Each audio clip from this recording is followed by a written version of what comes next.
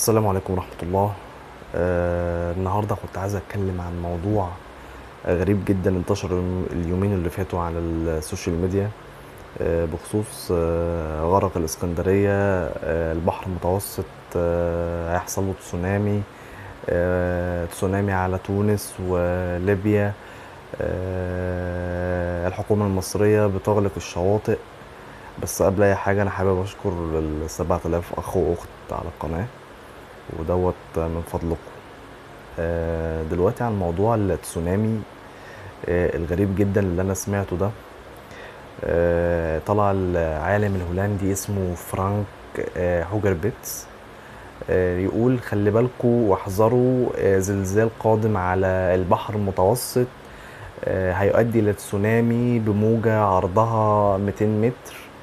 200 متر ايه يا عم؟ 200 متر دي يعني احنا كده كل اللي ساكنين على السواحل في تونس وليبيا والاسكندرية بمصر بالتحديد وبورسعيد وكل سواحل مصر اللي على البحر المتوسط، باي باي. ليلى عبد اللطيف برضو بالتوقعات بتاعتها ان زلزال قادم بقوة، تسونامي قادمة بقوة. ايه كل الاخبار دي يا جماعة؟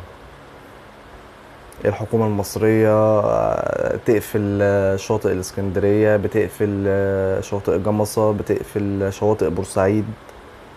طب ايه؟ طيب فهمونا، طيب ايه الدنيا ماشية ايه؟ والله انا شايف ان لن يصيبنا الا ما كتب الله لنا. ليه الاخبار اللي اصلا المفزعه اللي ملهاش اي لازمه دي اصلا؟ يعني يعني التاريخ بيقول ان الاسكندريه غرقت مرتين، 1303 ميلاديا و 365 ميلاديا. يعني احنا شايفين ان القدر دوت الحذر بتاعنا مش هيغيره. بس كده، عشان كده حبيت اشارك معاكم اللي على السوشيال ميديا منتشر اليومين دول.